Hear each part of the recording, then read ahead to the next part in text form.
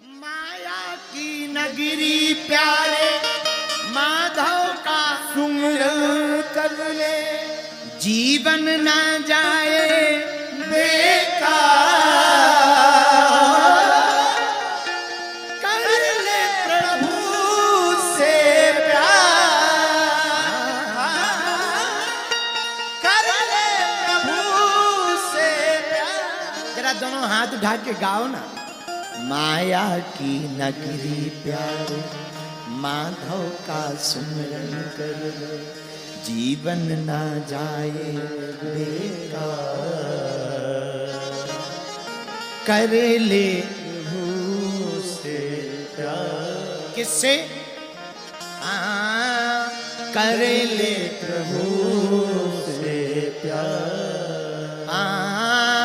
कर ले प्रभु से प्यार। एक भाव बड़ा प्यारा लिखा, जग में अपना ना कोई माया के मीत हैं, जग में अपना ना कोई माया के मीत। और सुनो मेरठ वालों, नाता ना तुमसे जोड़ा पैसों से प्रीत है, नाता ना तुमसे जोड़ा पैसों से प्रीत है, नाता ना तुमसे जोड़ा पैसों से प्रीत है, नाता ना तुमसे जोड़ा पैसों से प्रीत है।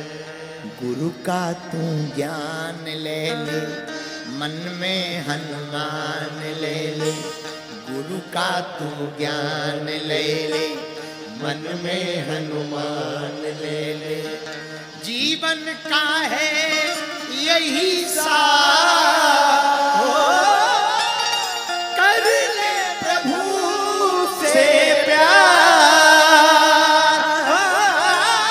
क्या कर ले प्रभु से प्यार।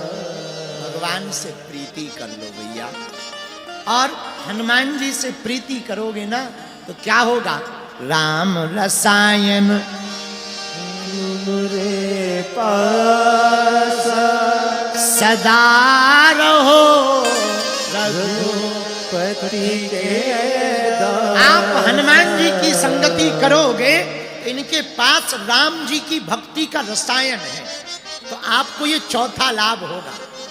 एक तो कुंडली का मंगल दोष मिटेगा, दूसरा जीवन में मंगल होगा, तीसरा भैया आपको हनुमान जी की कृपा से अमंगल हटेगा, कुविचार हटेंगे, सुविचार भरेंगे, और चौथा राम जी की भक्ति प्राप्त हो जाएगी। पर हनुमान जी की कथा से पांचवा लाभ क्या है, आहा, पांचवा लाभ भी बड़ा प्यारा है। जो हनुमान जी की भक्ति करेगा वो भैया तोड़ने का काम नहीं करेगा, सबको जोड़ने का काम करेगा। हनुमान जी का काम तोड़ने का नहीं है, किसका है, बोलो बोलो बोलो बोलो, किससे किसको जोड़ा, विभीषण को राम जी से जोड़ा, जानकी माता का थोड़ा सा विग्रह हो गया तो फिर से जोड़ा, सुग्रीव जी को जोड़ा, अंगद जी को जोड़ा, दधिमुख को जोड़ा, केहरी को जोड़ा। भैया हनुमान जी का काम जोड़ने का है, और जोड़ने का नहीं होता तो देखो मेरठ वालों को बागेश्वर धाम से जोड़ दिया, ये हनुमान जी का काम ही तो। और दूसरी बात, बुरा ना मानना, किसी को बुरा लगे तो हाजमोला की गोली खा लेना, मेरे पागलो, औरंगजेब तो तोड़ने वाला है, हनुमान जी के भगत तो जोड़ने वाले हैं। मेरे प्रियजनों, तोड़ने वाले कौन, जो फूट चाहे थे, जोड़ने वाले कौन, जो हनुमान जी को चाहे थे। अगर आप हनुमान जी की भक्ति करोगे तो जुड़ते जाओगे। आहा, लंका जाना है, राम जी समुद्र के किनारे खड़े, समुद्र ने उपाय बताया राम जी को, दो बानर हैं, नल और नील, इनको वरदान है, जिन पत्थरों को ये स्पर्श करेंगे वो पानी में तैरने लगेंगे। आहा, हनुमान जी नल नील के पास गए, बोले हमने सुना है आप जिनको स्पर्श करोगे वो तैरने लगेंगे। बोले बात तो सही है। बोले चलो कुछ पत्थरों को लाओ, पुल बनाना है। नल नील ने कहा प्रभु एक दो पत्थर तो हम तैरा सकते हैं, पर इतने सारे पत्थर। हनुमान जी बोले तुम्हें करना ही क्या है? अरे महाराज, एक आध कहीं डूब गया या कोई ऐसा पत्थर निकला कि पहले तैरता रहे, जैसे ही सेना चढ़े सो डूब जाए, आफत हो जाएगी, बड़ी दिक्कत हो जाएगी। हनुमान जी बोले चिंता ना करो, उसका उपाय है। क्या? तुम पत्थर लाओ, नल नील पत्थर लाए। राम जी ने बानरों को लगा दिया, सुनो राम लिखो। राम राम लिख करके पत्थरों को पानी में तैराया, लेकिन एक नया खतरा हो गया। बोले क्या? बोले पानी में पत्थर तो तैरे, लेकिन सब अलग अलग बहने लगे। समुद्र बड़ा था, अब पानी में पत्थर तैरे पर जुड़े ना, और जुड़ेंगे नहीं तो पुल नहीं बनेगा, पुल नहीं बनेगा तो सेना पार नहीं जाएगी। तो तैरने से भर क्या मतलब है, जुड़ना भी तो जरूरी है। अब नई टेंशन। हनुमान जी बोले चिंता मत करो, इसका भी उपाय है। क्या उपाय है? हनुमान जी बोले बानरों से इधर आओ। बोले क्या? बोले सुनो, एक ही पत्थर में पूरा नाम ना लिखो, पूरा राम एक पत्थर में मत लिखो। फिर क्या करें? बोले एक में लिखो रा, तो दूसरे में लिखो माँ, और दोनों को तैरा दो। और जैसे ही तैराया, एक में रा तो दूसरे में माँ लिखा, दोनों आपस में जुड़ने लगे और पुल बनने लगा। तो राम सेतु की कथा तो एक बहाना है, असलियत में संकेत छिपा हुआ है। बोले क्या? बोले राम जोड़ने का काम करते हैं। मेरे पागलो, हनुमान जी और राम जी तो जोड़ने का काम करते हैं, इसलिए तो पूरा देश जुड़ रहा है। हिंदू हिंदू से जुड़ रहे हैं, जात पात से ऊपर उठ करके जुड़ रहे हैं। और भैया आप बुरा ना मानना, राम कथा घर में होगी, हनुमान जी की कथा घर में होगी, तो घर टूटेगा नहीं, जुड़ा रहेगा। आजकल एक ही दिक्कत है, मकान तो बड़े बड़े हो गए पर सबके दिल छोटे हो गए।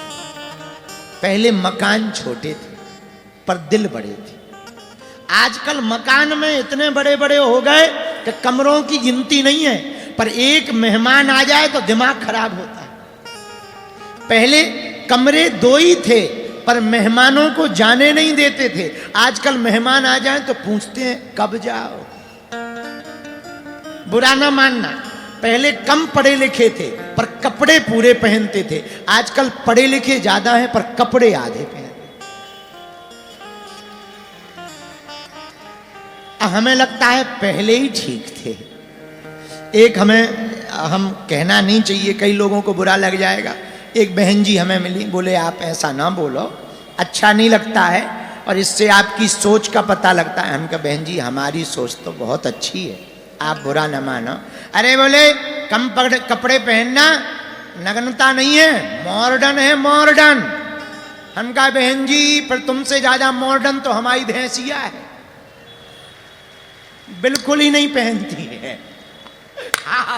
अगर आप कम कपड़े पहनने को मॉडर्न कहो तो बेहतरीन भैंसिया है, वो तो बिल्कुल ही नहीं पहनती है। तो किसे मॉडर्न समझे, उसे समझे या तुम्हें समझे। तो ये किसी के ऊपर टिप्पणी नहीं है, आपका जिंदगी है, आप अपने हिसाब से जियो। लेकिन हम समय की बात बता रहे, समय कितना विचित्र बदल गया। पहले मकान छोटे थे पर दिल बड़े थे, पहले कम पढ़े लिखे थे पर कपड़े पूरे थे। आज समय जमाना कितना बदल गया, मकान बड़े हो गए, दिल छोटे हो गए। क्या गजब जमाना आ गया। पहले मकान छोटे भले होते थे पर माता पिता के साथ रहते थे, आजकल मकान बड़े हो गए, माँ बाप वृद्धाश्रम में रहते हैं, बेटा बहू घर में अकेले रहते हैं। और लोग कहते हैं हम तरक्की कर चुके। इसे तरक्की नहीं कहा जाएगा, इसे लोग कहते हैं कि हम बढ़ गए, हमें तो लगता है पिछड़